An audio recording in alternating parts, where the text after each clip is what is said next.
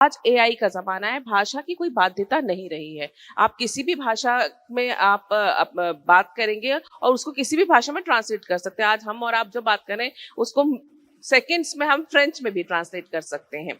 एक यूनिवर्सिटी की vice chancellor है, जब आप बच्चों को देखती हैं, क्या समय के साथ और तकनीकी जो बदलाव आए हैं, विशेष तौर से एआई के दौर में, और हम देख रहे हैं सोशल मीडिया के दौर में भी सब कुछ देखते हैं, क्या लगता है आपको? एआई क्या है?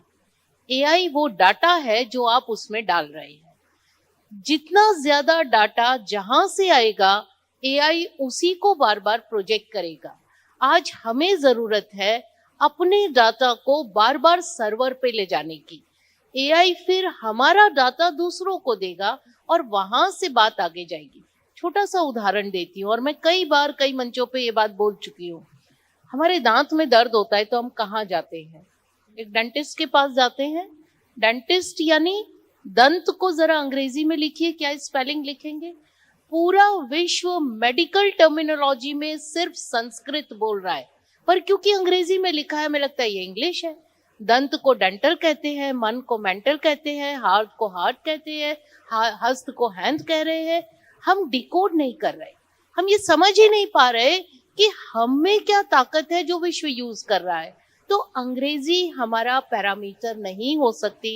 अंग्रेजी सिर्फ वो स्किल है जो हम एडिशनल स्किल कहते हैं कि मैं पैदल चल रही हूँ तो मुझे साइकिल आ जाए तो जल्दी पहुंच जाऊंगी।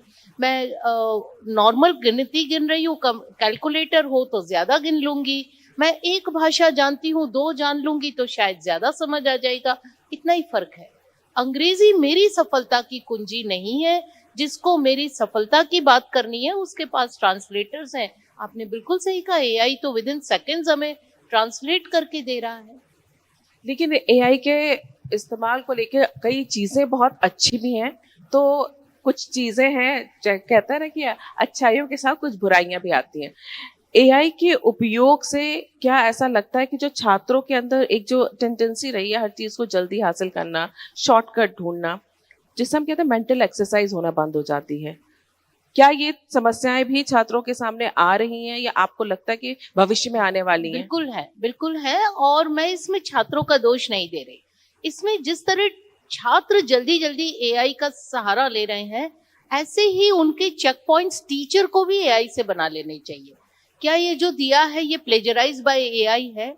क्या ये डाटा फेच्ड फ्रॉम एआई है? ऐसे अगर हम भी काउंटर ऑब्लिक्स खड़े करें, लेकिन फिर वही बात है कि एक टीचर से आप कितना एक्सपेक्ट करेंगे, कितनी चीजें वो बदले।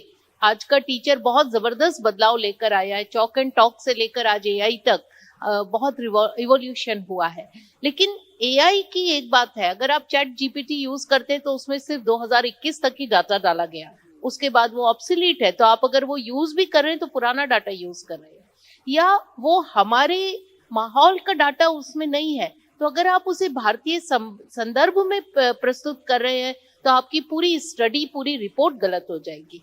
तो ये कुछ चीजें जिनको हम कहे वार्निंग साइंस, एक चेतावनी के साथ यदि हम अपने छात्रों को बताएं कि ये कहाँ तक उपयोगी है और कहाँ उपयोगी नहीं है। इसके छोटे छोटे मॉड्यूल्स, छोटी छोटी कार्यशालाएं, छोटे ओरिएंटेशन, छोटा ऑनलाइन सेशंस यदि हम लोग करते रहे तो न सिर्फ हमारे स्टूडेंट भी नया डाटा तैयार करने में हमारी हेल्प करेंगे। एक छोटा सा उदाहरण देती हूँ। पिछले दिनों हमसे एक रिपोर्ट मांगी गई कि भारतीय महिलाओं का आर्थिक रूप से क्या स्थान है विश्व में। G20 की बात है। हम लोग स्टडी करने लगे और पता चला भारतीय महिलाओं का तो कुछ 2.7% का ही योगदान है। कौन सी महिलाएं? हम किस महिलाओं का डाटा तैयार कर रहे थे?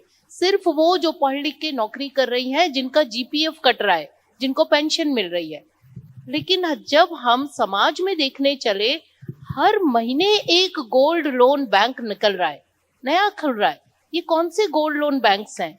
घरों में सोना पिता के पास नहीं होता, माता के पास होता है। तो उस बैंक में कौन सा सोना लोन की तरह जा रहा है जो सर्कुलर इकोनॉमी क्रिएट कर रहा है, जो एक कंटिन्यूटी इन इकोनॉमी ला रहा है, जिससे बिजनेस चल रहे हैं। तब हमें पता चला ये तो हमने अपनी स्टैटिस्टिक्स में फील्ड ही नहीं बनाया हुआ कि ये गोल्ड लोन में गोल्ड कहाँ से आ रहा है। तो बहुत से डाटा ऐसे अभी भी हमारे एजुकेशनल इंस्टीट्यूट में, रिसर्च में मिसिंग है।